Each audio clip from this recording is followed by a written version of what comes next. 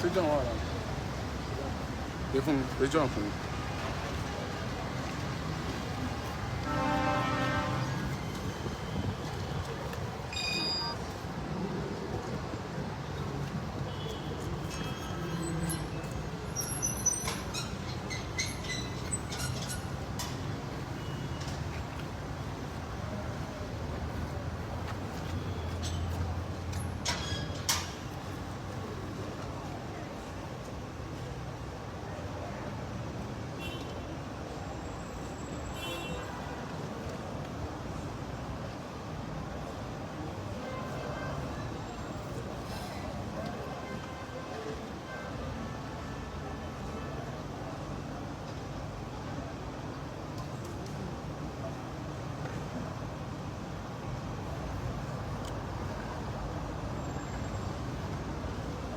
Ẹnikẹ́ni tí wọ́n bá nípa láti ṣe ìrànlọ́wọ́ fún o, òun náà lẹ́nì kejì rẹ̀ tọ́jú rẹ̀.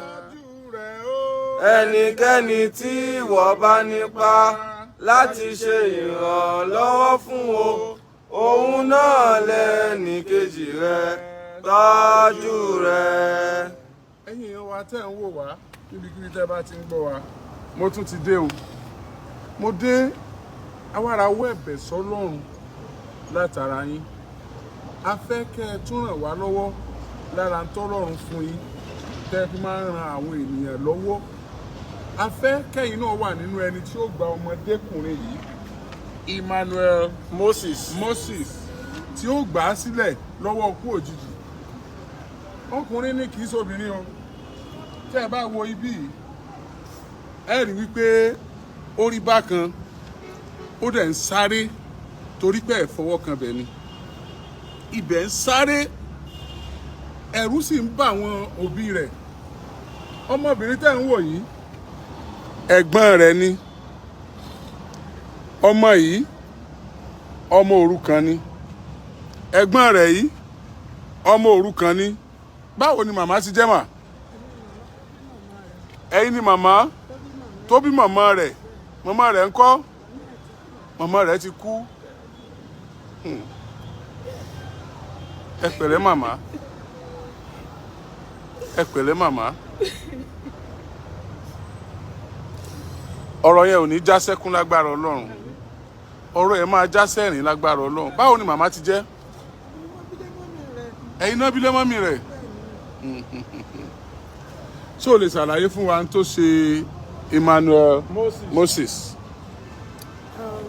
Ó bẹ̀rẹ̀ láti 2020 nígbà tí mo ṣe kó nígbà yẹn. So that was wọ́n kú ní December 13. So mo observe pé ìgbà tó di December 16 mo ń wẹ̀ ní alẹ́jọ́ yẹn. So mo feel pé torí tension mo kàn feel heartbeat. So mo feel pé torí tension ti nǹkan tó ṣẹlẹ̀. So mo wá pé pọ́sí sákẹsẹ̀ pé nǹkan báyìí mo máa notice nǹkan báyìí.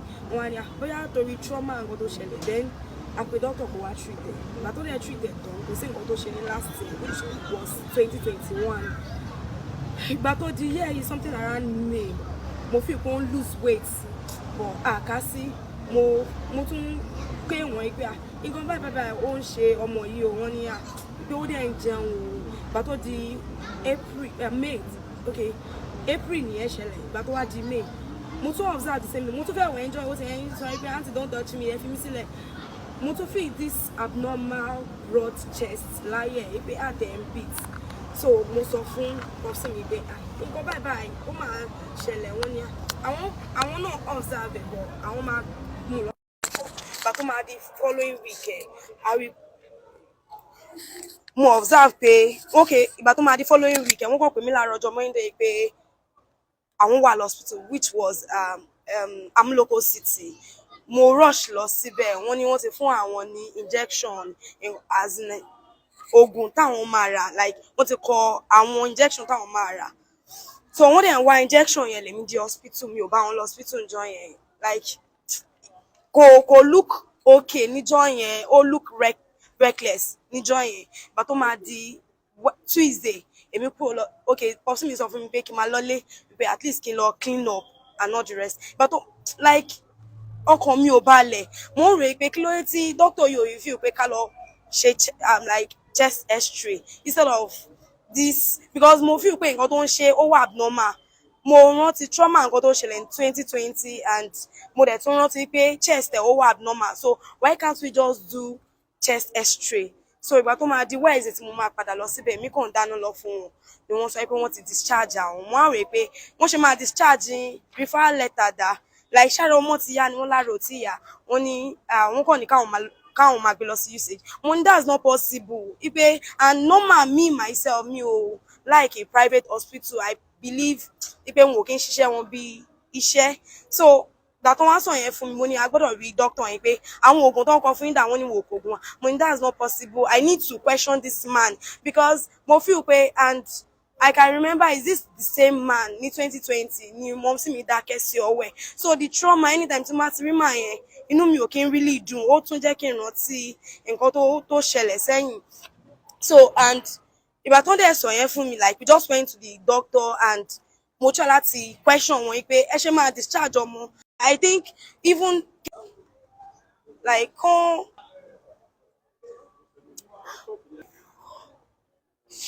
tó máa treat ẹ mo feel pé yẹ kó ti ya scan fún and it was just like nǹkan táwọn feel pé yẹ káwọn ṣe náà ni àwọn ti ṣe yẹn instead of so to shorten all the story wọ́n ní ká lè ya scan wa chest x-ray ibẹ̀ wọ́n ti detect pé ó ní heart disease he has a hole in the heart and all the likes so I return padà lọ sí Amloko City yẹn láti lọ fi x-ray test tá ṣe wọn and the man was just like ipe is a serious case you can come and gbé lọ sí usage when we got to usage wọ́n ní ká máa lọ sí emergency clinic which is O tissue ní usage so ìgbà tá a gbé débẹ̀ wọ́n sọ fún wa pé ṣàlówó a dẹ̀ sọ fún wọn pé meanwhile popsi mi ò lówó lọ́wọ́ at that moment so I need to raise some fund like kákan yáwó láti gbé lọ sí hospital nígbà yẹn wọ́n bi wá lè pé ṣàlówó lọ́wọ́ and from there wọ́n bẹ̀rẹ̀ sí ní tọ́jú ẹ̀ ó lò láti ìjọ Wednesday yẹn wọ́n discharge ní ìjọ Monday which was around Iléyá period which was July so ìgbà tó discharge àti ìgbà yẹn láti máa ṣe follow up a máa lọ fún clinic a máa lọ fún check up but ìgbà tó di August wọ́n sọ fún wa pé a máa lọ ṣe test kan which is CT test wípé a máa lọ ṣe lẹ́kìtì Afẹ́ Babalọ́lá Abuad wọ́n ní a máa lọ ṣe test yẹn so wípé ó máa bọ́ sí around October November which the test is 60,000 naira wípé ká lọ prepare fún but ó máa di August which was his last clinic before September 20 wọ́n ní pé a ní láti lọ ṣe test yẹn ká tó padà wá ní September so a dẹ̀ lọ ṣe wọ́n ìgbà tá a débẹ̀ níjọ́ yẹn the doctor was like wípé ṣá ti prepare fún test a fẹ́ lọ ṣe ní Abuad mo ní we are ready pé tó bá ti di Wednesday a máa lọ ṣe meanwhile Tuesday ní clinic ẹ̀ so it was like wípé that there are some certain doctor tó ń bọ̀ láti abroad like bó ṣe máa ń ṣe program wọn yẹn for irú àwọn ọmọ tó bá ní problem bàbí irú àwọn èèyàn tó bá ní irú sickness bẹ́ẹ̀ yẹn pé wọ́n máa ń ṣe operation fún wọn and it was like ipe a máa raise ipe ṣá máa lè raise 3 million naira within a space of 2 months which they are coming on the 26th of November. I was like ibo láti fẹ́ rí owó bẹ́ẹ̀ ipe owó yẹn pọ̀ like I was just reckless that day like mi ò mọ nǹkan tí mo fẹ́ ṣe and we went for the test wọ́n ní ká wá submit test and that is why we are here because mi ò mọ bí ta ṣe fẹ́ rí owó yẹn we don't have anybody we don't have family like my mother just died it's not even up to 2 years the trauma is still on me like mi ò tí get over trauma yẹn and this one sit I'm the firstborn of my family I don't have anybody like we don't have anybody mi ò mọ bí ta ṣe fẹ́ rí owó yẹn wọ́n dẹ̀ ní Oriyomi Hamzat nìkan ló lè gbà wá that is why I'm here.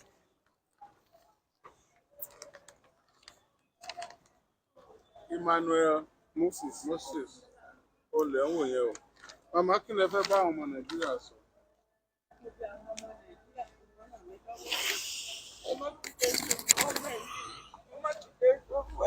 Dákun kí ó ràn mí lọ́wọ́ ìyá ẹkún ní ìsìnkú ọdún méjì kí wọ́n ràn mí lọ́wọ́ kí wọ́n ṣàánú fún mi àánú ra àánú gbà o àánú ra àánú gbà o kí wọ́n ṣàánú fún mi o kí wọ́n ràn mí lọ́wọ́ o ìrànlọ́wọ́ ní ń béèrè o ọlọ́run ó ṣàánú àná o àánú ò ní sọmọ nù ojú ò ní tíyan o.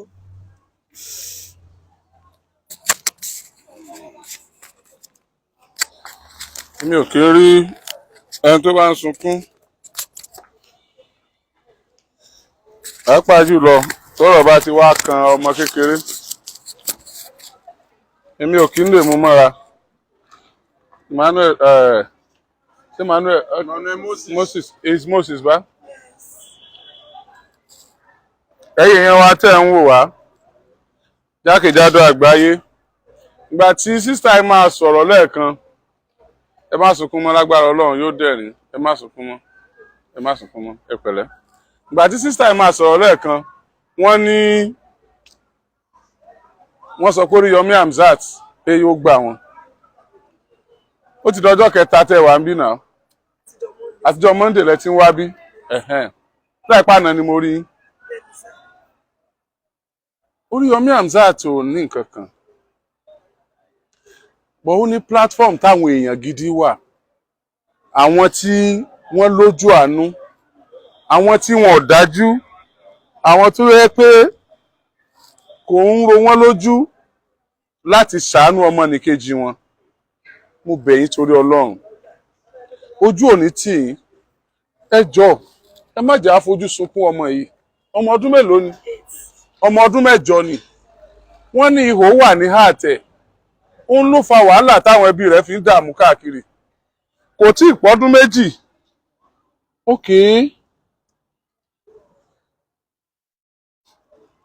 ẹ wò bí ibi ṣe ń sáré ọmọ náà kò gbádùn ara rẹ̀.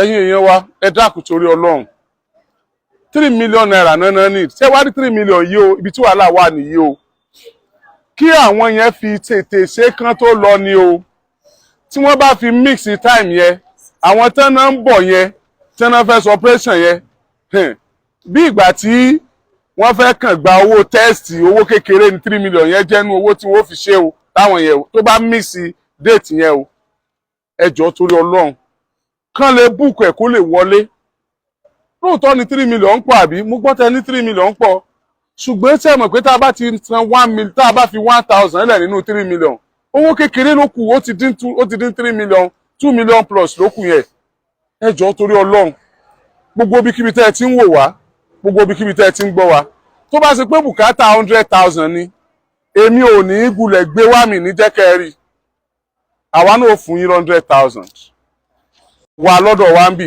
àwo fún yín 100,000 ẹ dìde owó yẹn wá kù 2.9 lágídígbò ORIYOMI àtàwọn boys ẹ̀ á fún yín ní 100,000 owó yẹn kù 2.9 ẹ jọ̀ọ́ torí Ọlọ́run ẹ jọ̀ọ́ torí Ọlọ́run ọmọ yìí ẹ wò ọmọ ọdún mélòó ló lè jẹ́ òun làkọ́bí ìyá rẹ̀ 23 ọmọ 23 years ìyá rẹ̀ kú nígbà tó wà ní 21 àbí ìyá rẹ̀ kú nígbà tó wà ní 21 ìyá rẹ̀ kú tá ìkú kò tí ì bọ́ nínú wàhálà pé ìyá àwọn kú ó tún gbé tàbúrò rẹ̀ gánwọ́ ó tún gbé káàkiri pẹ̀lẹ́ má sunkún mọ́ pẹ̀lẹ́ má sunkún mọ́ má sunkún mọ́ Ọlọ́run ó sọ dẹ̀rín fún ẹ jọ̀ọ́ ẹ bá mi ṣàánú ẹ torí t'Ọlọ́run ẹ jọ̀ọ́ torí Ọlọ́run I cannot overlook this situation I cannot overlook this situation mi ò lè ṣe kí n má gbé situation yìí wá sọ́dọ̀ yín torí t'Ọlọ́run mo bẹ̀ yín iyekíye 50,000 ni mo fẹ́ fi dá sí ni 100,000 mo fẹ́ fi dá sí èmi ò tiẹ̀ ní tó bẹ́ẹ̀ yẹn 5,000 péré mo ní 10,000 péré mo ní ẹ jọ̀ọ́ torí Ọlọ́run ẹ jọ̀ọ́ torí Ọlọ́run ẹnikẹ́ni tí ìwọ bá nípa láti ṣe ìrànlọ́wọ́ má tún sunkún tiẹ̀ o òun náà lẹ́nì kejì rẹ̀ tọ́jú rẹ̀ o ẹnikẹ́ni tí ìwọ bá nípa láti ṣe ìrànlọ́wọ́ fún o òun náà lẹ́nì kejì rẹ̀ tọ́jú rẹ̀ o ẹnikẹ́ni tí ìwọ bá nípa láti ṣe ìrànlọ́wọ́ fún o. Òun náà lẹ́nìkejì rẹ̀. Tọ́jú rẹ̀. 1672002344. Account number tẹ́ máa ń lò yẹn náà ni. Account number tẹ́ ti máa ń lò tẹ́ fi máa ń bá wa dá sí tí ẹkún wọn fi máa ń dẹ̀rín tẹ́ fi máa ń bá wa dá sí tẹ́ fi máa ń padà wá dúpẹ́. Mo fẹ́ kí wọ́n gbé Emmanuel Moses padà wá bí wá dúpẹ́. Mo fẹ́ kí kó rìn wá fúnra rẹ̀ kó nǹkan wá sọ̀rọ̀ kó wá dúpẹ́ àti kí lorúkọ yín mà. Mo fẹ́ kí Emmanuel Elizabeth Ayọ̀bámi kó mú àbúrò rẹ̀ Emmanuel Moses wá sọ́dọ̀ yín láti wá dúpẹ́. Mo dẹ̀ mọ̀ pé lágbára Ọlọ́run máa ṣe bẹ́ẹ̀. Ẹnikẹ́ni tí ìwọ bá nípa láti ṣe ìrànlọ́wọ́ fún o, òun náà lẹ́nìkejì rẹ̀. Tọ́jú rẹ̀. Tọ́jú rẹ̀ o. Ẹnikẹ́ni tí ìwọ bá nípa láti ṣe ìrànlọ́wọ́ fún o, òun náà lẹ́nìkejì rẹ̀. Tọ́jú rẹ̀. Tọ́jú rẹ̀ o. Ẹnikẹ́ni tí ìwọ bá nípa láti ṣe ìrànlọ́wọ́ fún o, òun náà lẹ́nìkejì rẹ̀. Tọ́jú rẹ̀. Tẹ́ bá wo ti Elizabeth tẹ́ ẹ wo ti Moses mo fẹ́ kẹ́ ẹ wo ti màmá. Ìbànújẹ́ ńlá ni kí màjèṣín ó tojú òbí rọ̀rùn. Ìyá yìí ó ti sunkún ọmọ. Ìrẹ̀mílẹ́kún ni àwọn ọmọ yìí jẹ́ fún lórí bí ìyá wọn ṣe kú mọ́ lọ́wọ́. Kò wá fẹ́ sunkún ọmọ yìí ẹ jọ̀ọ́ torí Ọlọ́run. Ẹ̀yin tẹ́ ń wò wá ẹ̀yin náà ò ní fojú sunkún ọmọ ẹ sì ní fọwọ́ yín gbọ́mọ sí torí tọlọ́run ẹ jọ̀ọ́ torí Ọlọ́run afẹ́kẹ́ ẹran bí lọ́wọ́ ni. The little you have can go in a very long way.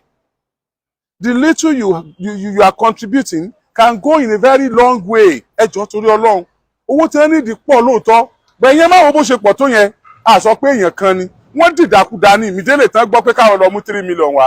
Meanwhile 3 million yìí it is just a token tí ò bá jẹ́ pé àwọn tó ń bọ̀ yẹn wá. Tó bá ṣe pé àwọn tó ń bọ̀ yẹn ò wá ni ìjọ tí wọ́n ò ná lé lórí gan yóò tún jù bẹ́ẹ̀ lọ. Tọ́jọ́ yẹn bá tún ti wá kọjá tó ti lapse wàhálà dé wọn ò tún jàǹfààní 3 million tá a tún tọrọ yìí wọn ò tún jàǹfààní ẹ̀ mọ́ nìyẹn. Ẹ jọ̀ọ́ torí Ọlọ́run ẹ jọ̀ọ́ ẹ mú fóònù yín ẹ ṣe transfer ẹ pè yẹn kan kó bá yín send owó sí. Do something to help this family. You can do it. You can do it. You can do it. Don't look at the volume of the money. The amount of the money is too high. 3 million yín sọmọdé owó bọ́ ó lè má jẹ́ wọ nìkan la ní o san. Kò sí wọ nìkan la ní o san. 100,000 tí wọ́n bá filẹ̀ ó ti di 200,000 kó ìtawà náà filẹ̀. Owó yẹn ti ń pè lọ díẹ̀díẹ̀. Jọ 1,000 péré tó bá filẹ̀ owó yẹn ti dín iyekíye tó bá ní. Kódà kó jẹ́ 500 naira ló ní. Iyekíye tó bá ní. Ẹ jẹ́ adájọ́. Ẹ jọ̀ọ́ ẹ jẹ́ adájọ́. Ẹ jẹ́ adájọ́. Ẹ jẹ́ adájọ́. Ẹ̀yin náà ò ní fojú sunkún ọmọ. Ẹ ní fọwọ́ gbọ́mọ sí. Ẹnikẹ́ni tí ìwọ bá nípa láti ṣe ìrànlọ́wọ́ fún o, òun náà lẹ́nìkejì rẹ̀. Tọ́jú rẹ̀ o. Ẹnikẹ́ni tí ìwọ bá nípa láti ṣe ìrànlọ́wọ́ fún o, òun náà lẹ́nìkejì rẹ̀. Tọ́jú rẹ̀. A ti appeal, a ti bẹ̀yìn, mo dẹ̀ mọ̀ wípé Ọlọ́run ó máa bù sápò yín. Ẹ̀yin náà a ní àìsàn burúkú tí ó dé bá yín tẹ́ fi wá mọ̀ pé bó la ṣe ṣe báyìí Ọlọ́run ní jẹ́ ó bá yín o. Ọmọ yìí náà Ọlọ́run ó bá wa wò sàn ní agbára Ọlọ́run. Ẹ ṣé adúpẹ́ o. Mo nígbàgbọ́ pé ẹ ti ń ṣe é. Mo nígbàgbọ́ pé ẹ máa try láti ràn wá lọ́wọ́ lórí ẹ̀. Bá mi fi sí ọ̀dọ̀ ọmọ yìí. So, madam, ẹ sọ̀rọ̀ ká máa lọ tẹ́ bá ní tẹ́ fẹ́ sọ. Ẹ jọ̀ọ́ máa sunkún, má tún jẹ́ ìṣẹ̀dá mi lẹ́ sọ́dọ̀ tiẹ̀. Ẹ jọ̀ọ́ nítorí Ọlọ́run gbogbo ọmọ Nàìjíríà gbogbo àgbáyé ni mò ń bẹ̀ yín. Ẹ jọ̀ọ́ nítorí Ọlọ́run ẹ ràn wá lọ́wọ́. Ẹ jọ̀ọ́ nítorí ẹ̀yin náà ní ráìsàn burúkú lórúkọ Jésù àìsàn onígbẹ̀yìn dé. Ẹ máa jèrè gbogbo nǹkan tẹ́ bá ń ṣe lórúkọ Jésù. Ẹ jọ̀ọ́ ẹ ṣàánú wa. Ẹ jọ̀ọ́ àní ni tó bá yẹ pa ní ni a máa ṣe bọ́ àní ni. Ẹ jọ̀ọ́ nítorí ẹ dìde ìrànlọ́wọ́ fún wa. Ọ̀run máa dìde ìrànlọ́wọ́ fẹ́yìn náà lórúkọ Jésù. Ẹnikẹ́ni tí wọ́n bá nípa láti ṣe ìrànlọ́wọ́ fún ọ, òun náà lẹ́nìkejì rẹ̀. Tọ́jú rẹ̀. ẹnikẹ́ni tí ìwọ bá nípa láti ṣe ìrànlọ́wọ́ fún o òun náà lẹ́nìkejì rẹ.